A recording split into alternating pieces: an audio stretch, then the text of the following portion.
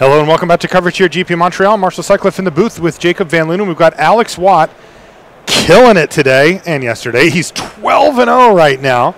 He's playing against Martin Eric Gauthier, and we are all set here for round number 13.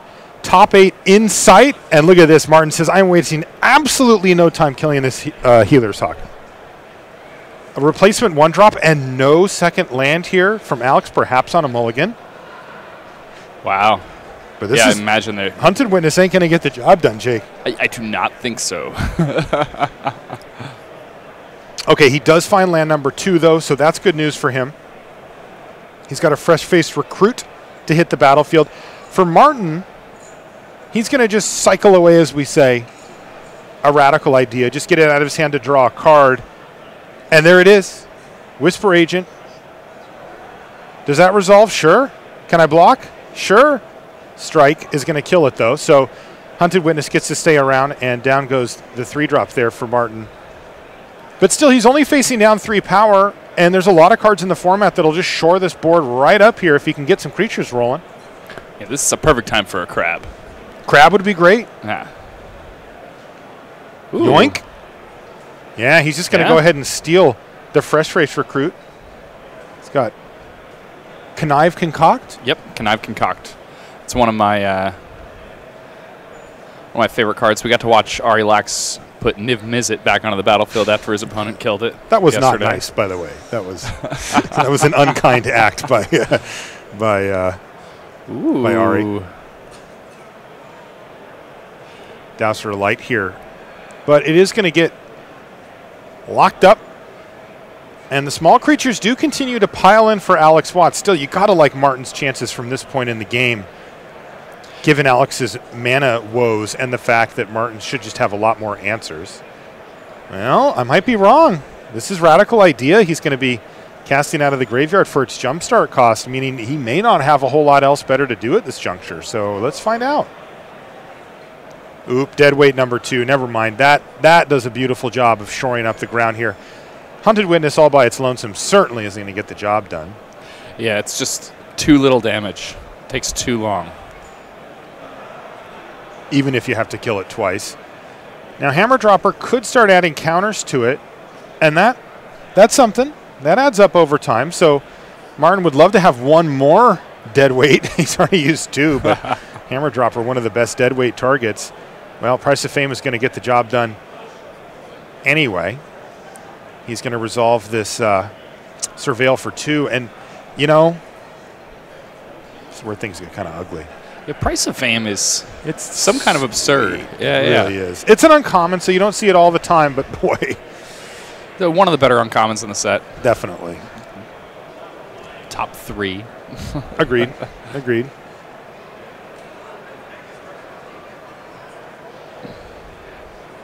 Trading hits here. Oh, no. Oh, no, Alex. Yeah, that's not a good sign for how your deck looks when you have 2 copies of Hunted Witness. No. You know, it's funny because it's tempting to view these cards in context, right? You think, okay, Hunted Witness, it's part of a bigger picture, right? It does a whole bunch of things. Yeah, if you have a whole bunch of Mentor stuff, especially Mentor stuff that has 2 power, in your head you think to yourself, okay, well, I'll always have a place to put those extra counters.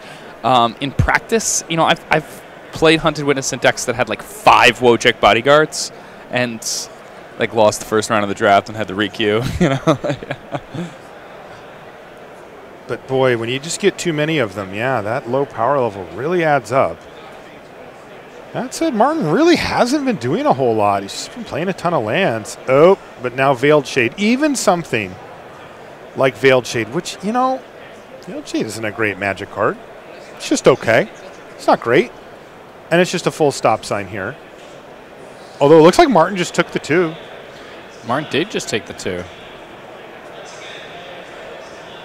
I mean, threatening to attack for 10 here, right? There's a lot. Oh, no. I miscounted the number of black sources. So, yeah, just an attack for 8.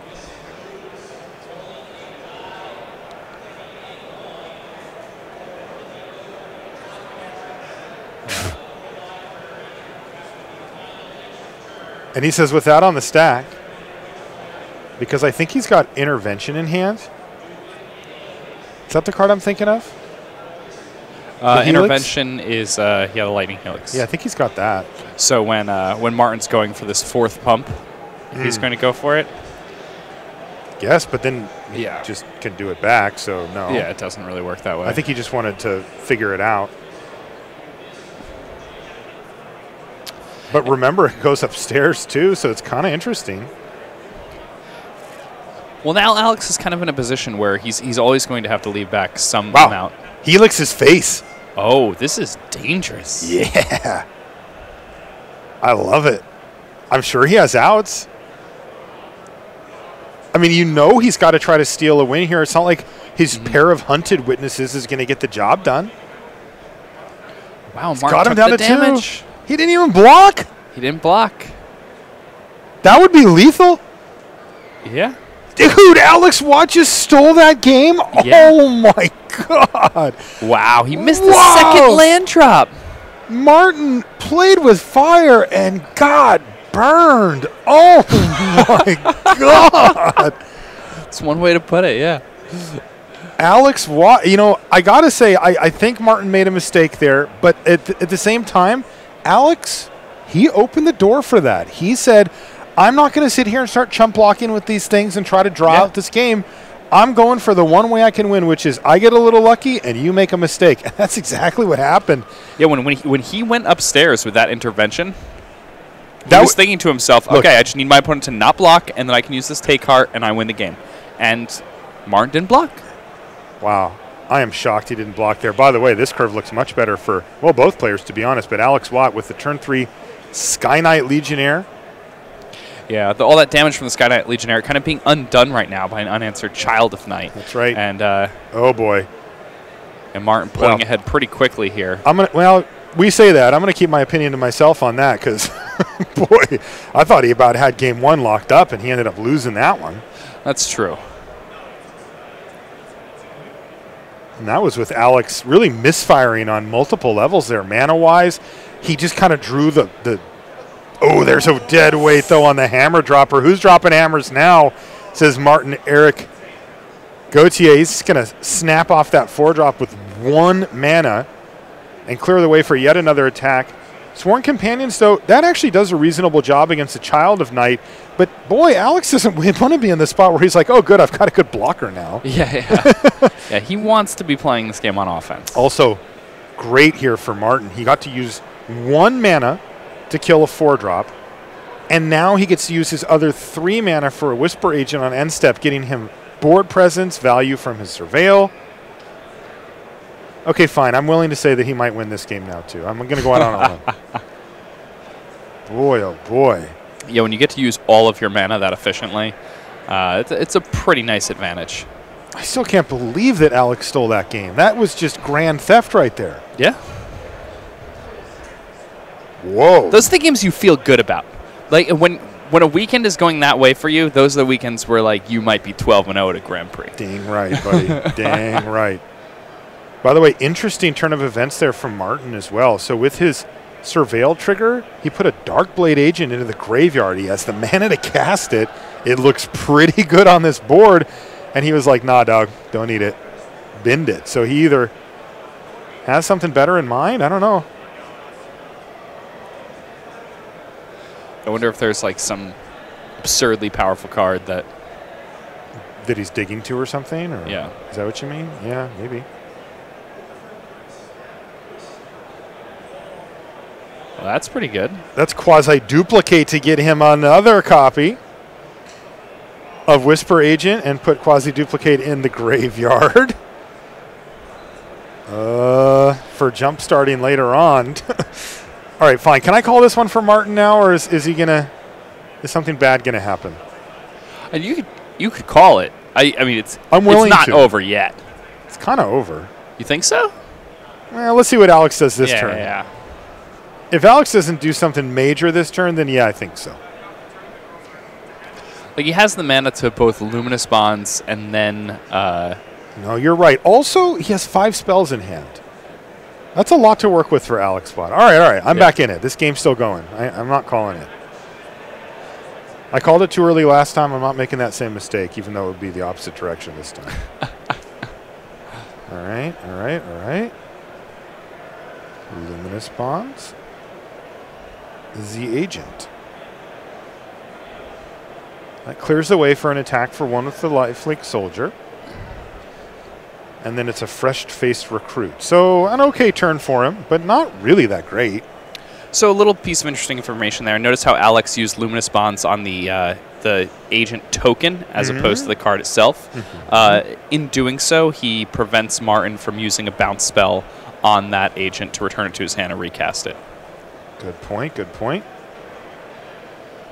Also, if Alex were to go for quasi-duplicate, excuse me, if Martin were to go for quasi-duplicate at some point, on the other Whisper agent, Alex could destroy that in response. He has that option either way. But the bounce prevention is certainly relevant, as you mentioned, Jake. Now we're back on Alex's turn again. Now what? Going to drop another ham here. He's got a lot of options. He has Command the Storm. You're leaving open some form of instant speed removal. Seems fine. He could play Shield Mate and another card potentially. Does he have that intervention in his hand again too? Yeah, I think so. Oh, and look at this play from Martin. We see what he had up his sleeve. Disdainful Stroke to counter Command the Storm. And Martin cannot get that out of his hand quickly enough. He was excited about that. Martin's now deciding if he wants to go for the Surveil with his House Guildmage here on his upkeep. He's decided against it. Just going to cold draw a card. Perhaps he wants to quasi-duplicate the House Guildmage. Oh no, he just drew a 5-ball. All right, well, it's Dowser Hope, but still, or Dowser Lights, but still, that's kind of good here. Yeah, Dowser of Light is great against these Burrow decks. We've talked about 5 being kind of the magic number of toughness a whole bunch this weekend, and that's no joke. Well, Hammer Dropper comes down to immediately prove us wrong. Be a card that can trade with that. Yeah, it still just trades, Dowser. though, you know. Yeah. And that quasi-duplicate in the yard now can become a 4/5. Yeah. Very relevant. Probably a good time to do it, too, while the shields are relatively down here for Alex. Well, Martin's going to offer the trade up first. Alex may just take it here. He's at 9. He can't figure that the Hammer Dropper's getting through anyway, so he's just going to go ahead and trade. Wow, another 5-drop here, though, for Martin. He's going to go for Concoct. Yeah, and Alex says, I want to see your graveyard first, but there's probably a lot of bad news in there for him. he's going to get to look at the top cards, see if we can find a better creature than a Dowser of Light, but it may just be a Dowser of Light that we see enter the battlefield here for Martin.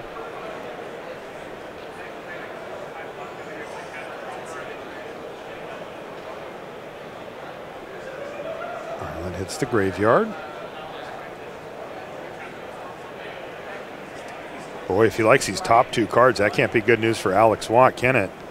No, just deciding what order to put them in. Yeah. Alex struggling to keep anything on the table. That's right. Guess who's back? Dowser. And that Concoct so good. I mean, again, you paid 5 mana, you got a great 5-drop, and now you even got to look at the top of your deck, set it up.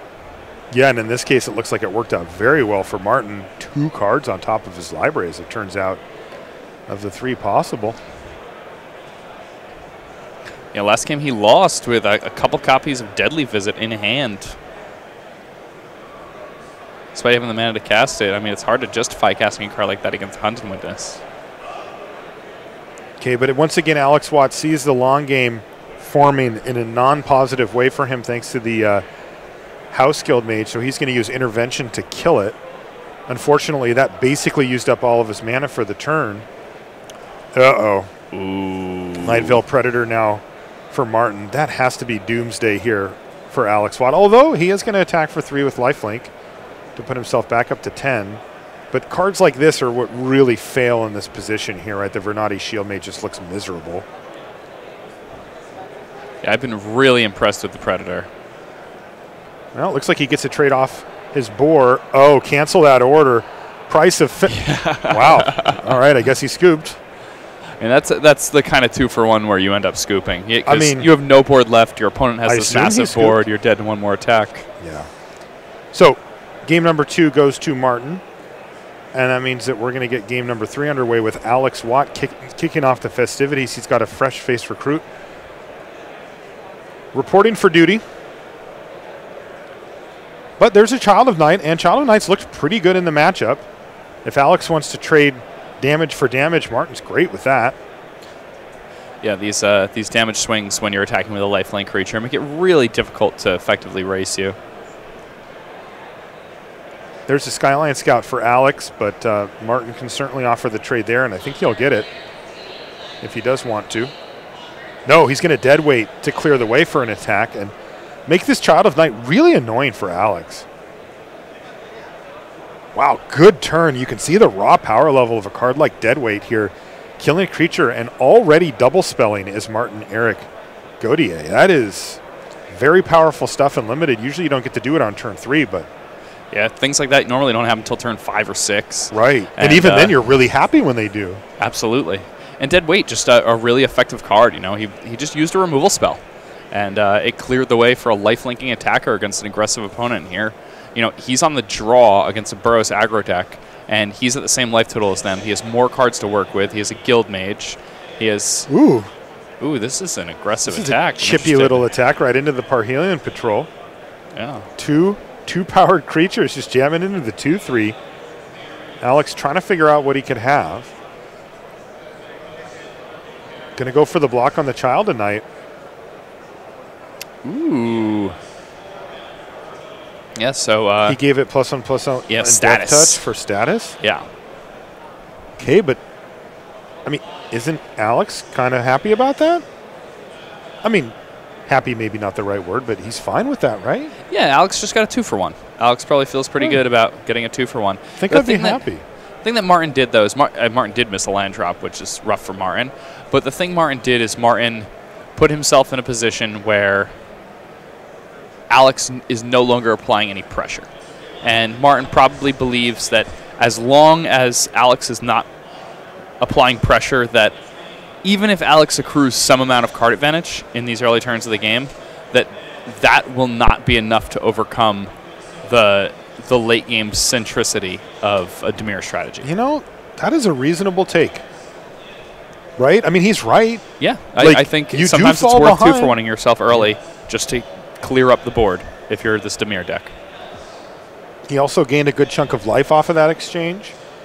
Ooh, Watery Grave untapped. Attack with Veiled Shade. Alex says sure, but there's a 4-drop. Okay. Muse Drake, not particularly great here, but it does at least hold off the Hunted Witness. Pretty aggressive stuff here from Martin, though.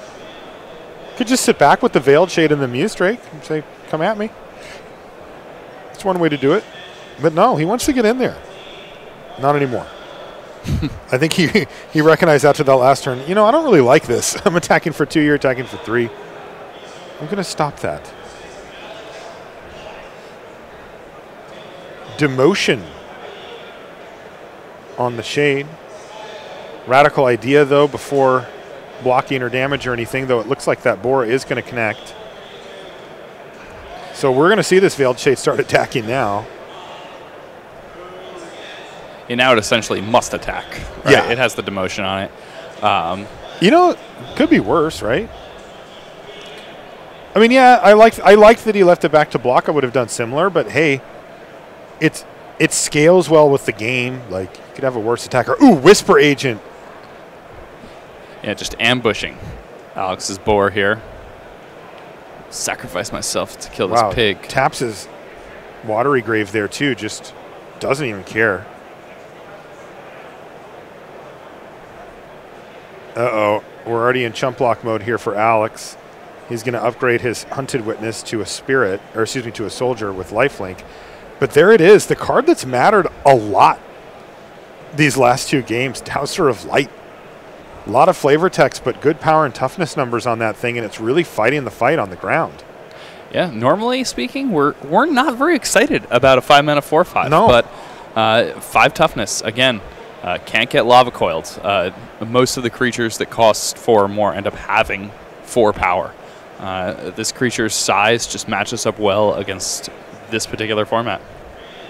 Speaking of it, there's quasi-duplicate, and Alex Watt just throws a handful of lands on the battlefield, and Martin Eric Gauthier just handed Alex his first loss of the tournament. Both players now are X and 1, still both looking excellent for top 8, though.